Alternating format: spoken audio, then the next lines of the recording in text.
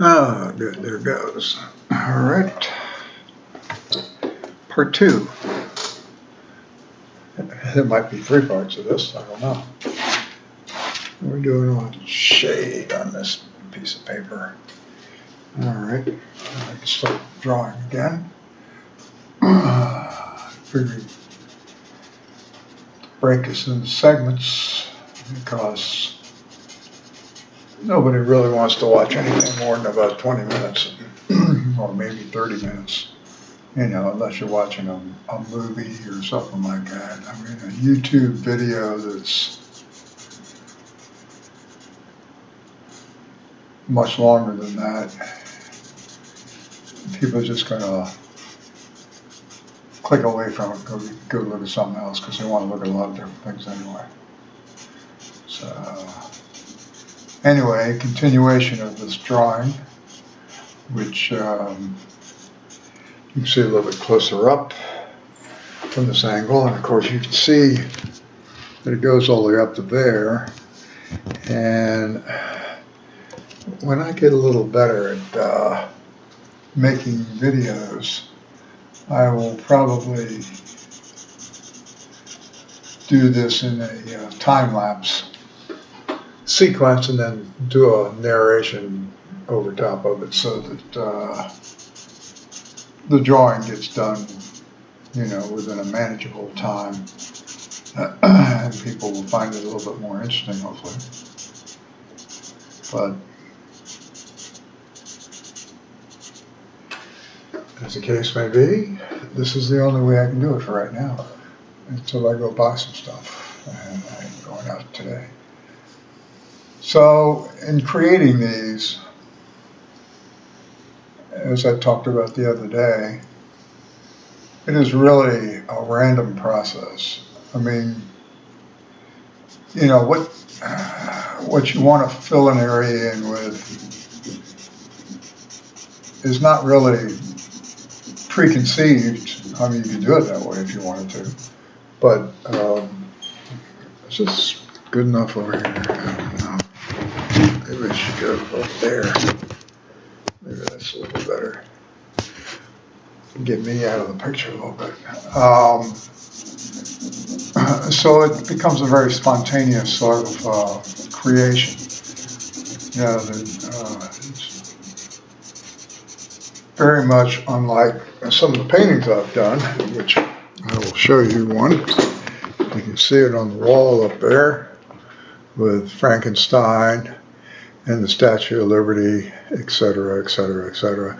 Or the one here, it's got the parts from Manet's The Dead Toreador and one of Ernst Ludwig Kirchner's models, and what's her name, Ray Dawn Chong from Quest for Fire, and then a Odell Redon lithograph of Jesus Christ, once again without a beard. I find images of him, because he's usually almost always shown with a beard, which I guess would be a more common way of grooming than when you see him without a beard. You don't see a lot of images of him without a beard. But whenever I do, sometimes I include it in pictures I do. Why? I don't know. Just do. The composition of those elements, or the inclusion of those elements, particularly the faces, as you see in the paintings I just showed you, are very similar to what you see me doing here now. Of course, the photorealism takes a lot longer time, and whereas this is pretty immediate, so you can do rather quickly, so you get kind of your pacification or whatever really quick. You know, it's like, oh, this is great. It's like pablum, you know, I get to see an image right away. And I guess that's kind of what, really don't know how cartoonists lay up lay out their work. I mean, I know they supposedly do storyboards, and wow, there's a hole right there where I felt underneath the paper from probably some other artwork I had. I feel had some other artwork on here, but I mean, I've laid out things like that, figuring I was going to do cartooning or like essentially a comic book or a graphic novel, or whatever. And I didn't keep with the idea very long, but I would pencil in what I was doing. First, as you can see, I'm not doing any penciling here, and because there you're kind of held into the storyline, or you're developing it at the same time. I mean, some people prefer to have that all done in advance and then go ahead and just illustrate it. With me, when I was doing it, it was kind of like, well, I want to discover this just like any reader might want to discover it. So I want it to be kind of a ongoing process. The fact that I'm seeing what's coming up, just like somebody who just picked up the book themselves and started reading it, because I don't really know 100% what is coming next. I mean, certain things will suggest themselves. And that's how I do it, which is the same thing I'm doing here. Certain things will suggest themselves. I'll look at these, shapes up, and you're like, well, let's truncate it right here. Okay, we did that. Let's make it look like a bracelet. Yeah, okay, let's do that. We'll make it shiny over here. So let's put another bracelet on there. Okay, there's another one. I mean, they don't have to have literal connections like what I'm saying right there. I mean, they can just be totally random like that, scene like that, But then you can come back into that, and this is what I think doodling's all about. I mean, from the time you were bored to death in history class, sitting around with your books open and started drawing on the edge of the page of the textbook, to, tests where you didn't know the answers, so you just sit around and you doodle on the paper. I was a terrible student in school, incidentally. School and me did not jive worth a darn. And, doodling it's kind of a release for people. I mean, it's a way of, I guess, dispersing some energies that are going on inside of you, and maybe frustrations, maybe just randomness that just sits around in the silence, and while you're idling away, you just draw these essentially nonsensical sort of little marks and indications. That's why I say anybody can do this, and I do seriously mean that. And all you really need to do is get yourself some paper and some pens, pencils, whatever you like to use, and go to it. Just go start doodling. Just you can. I mean, it would be advisable to look at a fair amount. You could just Google and get an idea what some things look like. You could copy some of the stuff. I mean, hell, nobody's completely original. I mean, everything that's going into our head is probably coming back out from something that we previously have seen. So we're not being all that wonderfully original to begin with.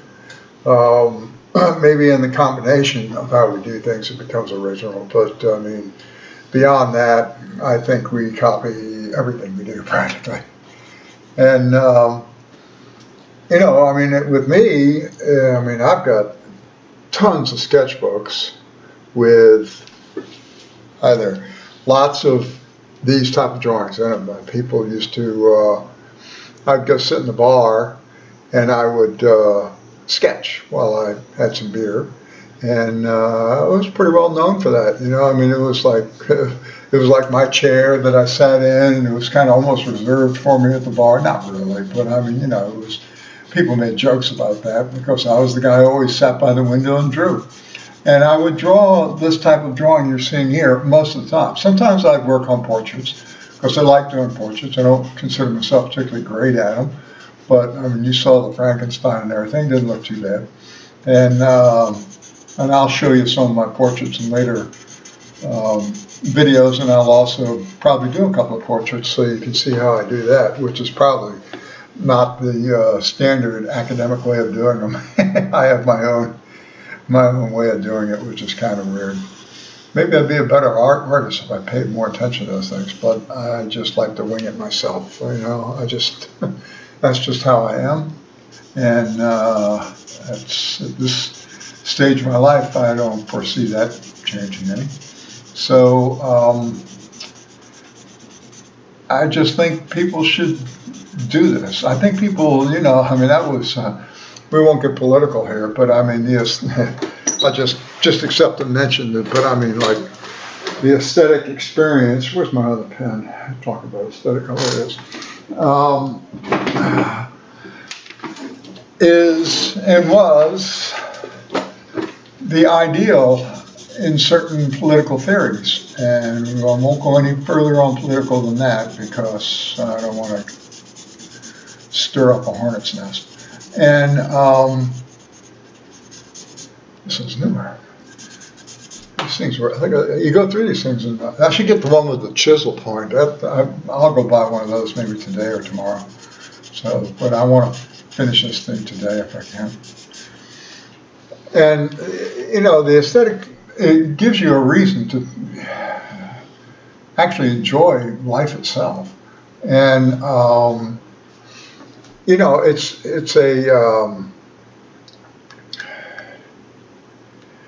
an endeavor that's engrossing, and it is edifying. I mean, you learn a lot from it, and you're not motivated to, I mean, it doesn't make money. You know, I mean, some artists make money, not very many. I mean, when you consider all the people who do it, not very many at all. And so it gives you an activity that is a great way to indulge yourself into something that is essentially very important. And because art connects itself with so many different things in life. And it's funny, it looks like those things you used to put in shoes. Remember those things? And to keep the shoe would have the shape, and this one would be down like that, you know. And this would be for the heel. Pop it in, the shoe kept its form. Strange, you don't see those things anymore. Or at least I don't. I don't know where the hell they are. If people even use them. I guess they do. You get a real nice fancy pair of leather shoes, you probably don't want it. Most people wear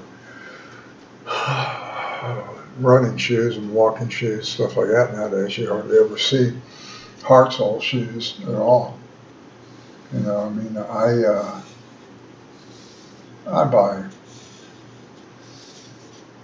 some fairly nice loafers, stuff like that, but they have like rubber soles on them, and they're, you know, you don't find leather soles. You're not going to find, I mean, you can find them, like penny loafers, stuff like that, but I mean, like floor shine or whatever.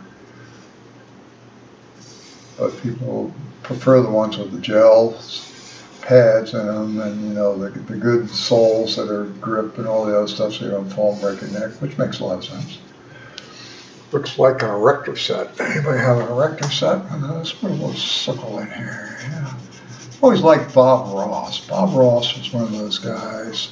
I never watched him when he was alive. It's kind of stupid sounding. But, you know, in his passing, he's become an iconic sort of nostalgic cult. And his art I don't really care for that much, but I can see where it has a lot of benefits, and he has a lot of benefits to anybody who's interested in art. And I would advocate and recommend going and watching his programs because he has a great mental attitude towards what it is that one is doing. And that's the beauty of Bob Ross. And of course, he had a very soothing delivery and a very soothing way he talked. And you know, he was just he was a every man's artist, you know, and he's certainly very, very popular now, even in his passing. Whenever he passed, I forgot when he died. You know, there's only one Bob. I even have a painting I did of him. If I ever edit these things, I could just flash that up there, right there, while you're still watching me. I've got a picture of Bob Ross and Godzilla and Jesus Christ and an MRI of my brain. It's a real combination. I could go back in the back room and go get the damn thing, show it to him. And so I like to include mythical characters. I don't do that, well, I'll take it back. I do that a lot with these drawings. I do that quite often. I would bring up images of, just to refute saying that I don't work from something. I would bring up images on my phone or on my little tablet or whatever of famous actors, actresses. I guess they're all called actors nowadays. And I would do a quick pen sketch of their portrait and put them in the picture. I'd put in like 3 or 4 people, you know, in combinations. I don't know, it's a fun thing to do, and I'll show you those at some point. I'm not going to do it right now, though, because I want to kind of, this hurts my neck. I'm not at the right angle, you know what I mean? But you can see how rough the drawing is, but this drawing is pretty large. You know, it's 4 feet, it says it's 48 inches. Doesn't look like it, does it? But it's 4 feet wide, and it's about maybe 6 feet high. I'm 6'2", and when I put it up there, it was like right about there. So, to me, it's a pretty good sized drawing. You know, this would be considered a moderate sized painting, but for the average home, it would probably be considered large. I'm going to put you on pause for just a split second.